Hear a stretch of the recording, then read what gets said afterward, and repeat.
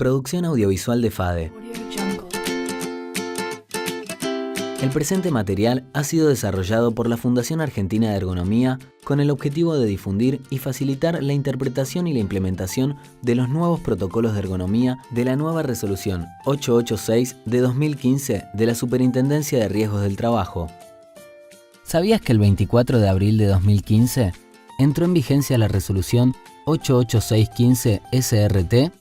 Luego de haber incorporado en el 2003 el concepto de programa de ergonomía integrado a la legislación vigente mediante la Resolución 295 del Ministerio de Trabajo de la Nación, con el objetivo de prevenir los trastornos musculoesqueléticos en los trabajadores, se vuelve a revolucionar el marco legal en Argentina, incorporando a la figura del profesional con experiencia y conocimientos en ergonomía, las mediciones de fuerza con dinamómetro y otros avances que nos colocan en la región como un modelo a seguir respecto de la legislación en materia de prevención de riesgos por falta de ergonomía en el ámbito laboral.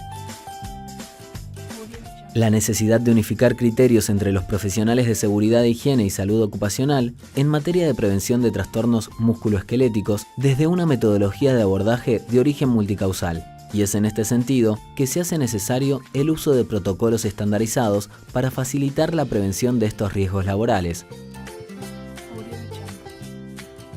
Es importante aclarar que el cumplimiento de estos protocolos no exceptúa el cumplimiento de lo dispuesto en el anexo 1 de la Resolución 295. ¿A quién le aplica la nueva normativa? El protocolo establecido por la nueva normativa será de aplicación obligatoria para todos los empleadores que se encuentren en el territorio nacional. ¿Cuál es la obligación de la aseguradora de riesgos del trabajo? En primera medida, asesorar al empleador en el cumplimiento de la presente resolución y, por otra parte, denunciar ante la Superintendencia de Riesgos del Trabajo la falta de cumplimiento de dicha normativa por parte de los empleadores, tanto públicos como privados. La nueva Resolución 886 de la Superintendencia de Riesgos de Trabajo en materia de ergonomía laboral, en su artículo 1, aprueba el protocolo de ergonomía como herramienta básica para la prevención de trastornos musculoesqueléticos, que a su vez está conformado por los siguientes anexos. Anexo 1, integrado por la planilla número 1, identificación de factores de riesgo. La planilla 2, evaluación inicial de factores de riesgo, integrada por las planillas 2A, B, C, D, E, F, G, H e I. La planilla 3, identificación de medidas preventivas generales y específicas necesarias para prevenirlos.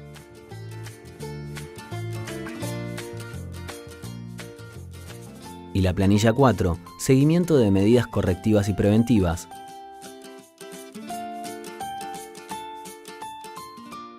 Por su parte, el anexo 2 está conformado por el diagrama de flujo, el cual indica la secuencia de gestión necesaria para dar cumplimiento al protocolo de ergonomía. Y el anexo 3, por su parte, conformado por el instructivo, el cual contiene la información necesaria para completar cada una de las planillas del protocolo de ergonomía. A continuación, analizaremos las planillas que componen el anexo 1. La primera planilla de la resolución, denominada Identificación de factores de riesgo, tiene por objetivo identificar la presencia de factores de riesgo que contribuyan al desarrollo de los trastornos musculoesqueléticos.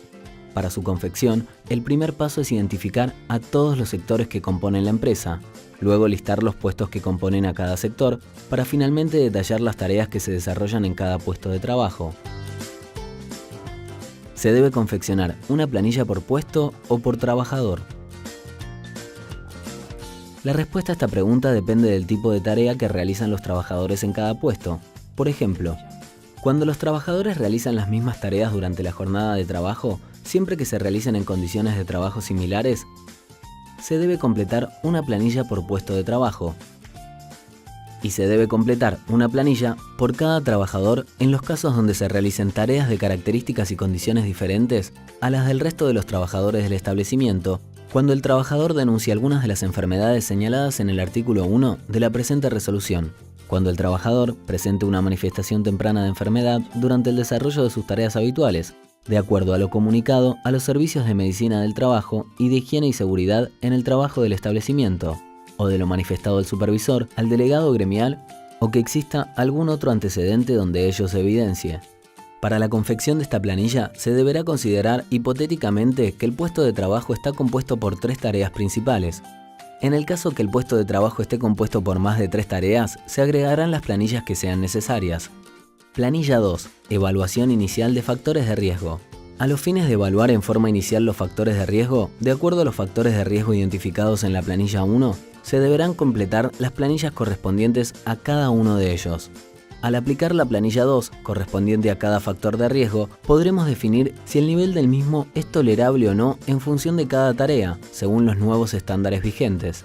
En este punto, debemos hacer un alto y aclarar que se han establecido nuevos límites legales para tareas de empuje, arrastre, traslado, levantamiento y o descenso manual de cargas, exposición prolongada en bipedestación, lo que derivó en la sanción de una nueva resolución específica para determinar los mismos. Hablamos de la resolución 3345 de la Superintendencia de Riesgos de Trabajo.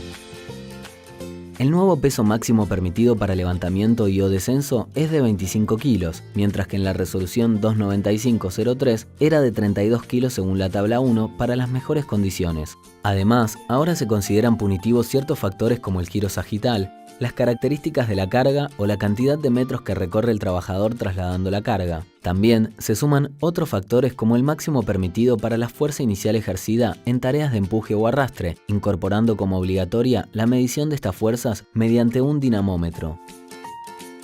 Para realizar la evaluación inicial contamos con las planillas. Planilla 2A, Planilla 2B, Planilla 2C, Planilla 2D, Planilla 2E, Planilla 2F, Planilla 2G, Planilla 2H, Planilla 2I. De la planilla número 2, correspondiente a cada factor ergonómico, se obtendrá el nivel de riesgo que plasmaremos en la planilla número 1, en la columna de nivel de riesgo para cada tarea. Según el resultado obtenido, siempre que se observe un nivel de riesgo 2 o 3, en ambos casos deberá realizarse una evaluación de riesgos del puesto de trabajo por un profesional con conocimientos en ergonomía. Entiéndase por profesional con conocimiento en ergonomía a un profesional experimentado y debidamente capacitado que certifique su conocimiento en materia ergonómica. Al llevar adelante los estudios ergonómicos, se deben utilizar los métodos de evaluación citados en el anexo 1, Ergonomía, de la resolución 295. Además, se utilizarán otros métodos reconocidos internacionalmente para los demás factores de riesgo. Niveles de riesgo. A partir de esta resolución, se unifica el criterio para identificar y clasificar el nivel de riesgo ergonómico de la siguiente manera. Nivel de riesgo 1. El nivel es tolerable, por lo que no se considera necesaria la implementación de medidas correctivas y o preventivas para proteger la salud del trabajador. Nivel de riesgo 2. El nivel es moderado, por lo cual se deberán implementar medidas correctivas y o preventivas para proteger la salud del trabajador. Nivel de riesgo 3. El nivel es no tolerable, por lo que se deberán implementar medidas correctivas y o preventivas en forma inmediata, con el objeto de disminuir el nivel de riesgo. A partir del estudio ergonómico, se identifican las prioridades de implementación de medidas preventivas y o correctivas para proteger la salud del trabajador y las mismas se volcarán luego en la planilla número 3. Identificación de medidas correctivas y preventivas.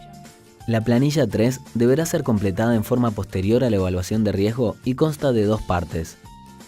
Medidas preventivas generales, que deberán ser implementadas para todos los trabajadores. Medidas correctivas y preventivas específicas. Comprenden un listado de medidas a implementar para prevenir, eliminar o mitigar el riesgo.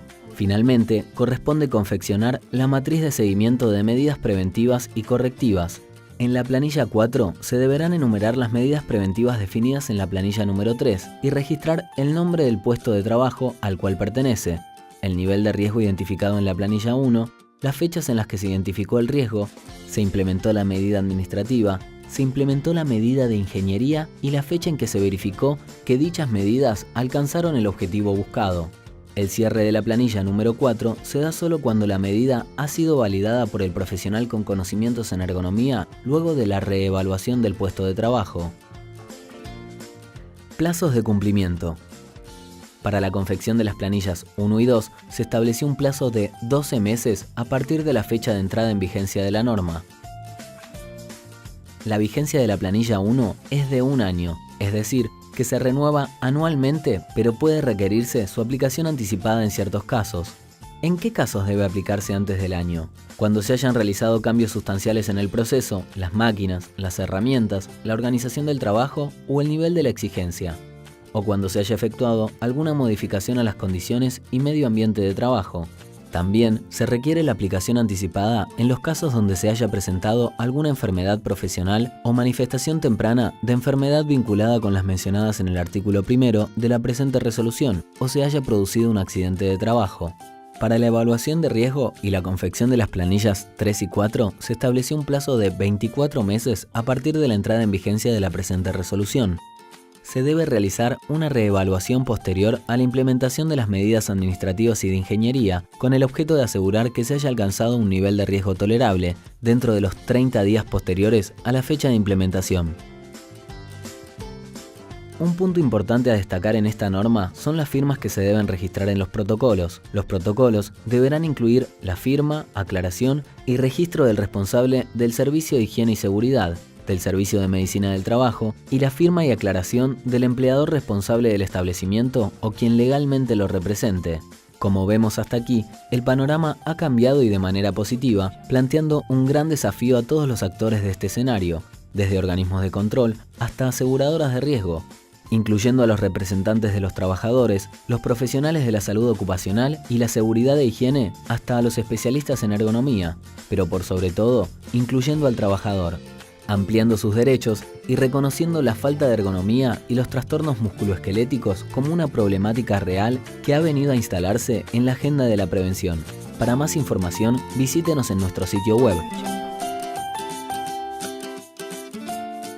Fundación Argentina de Ergonomía.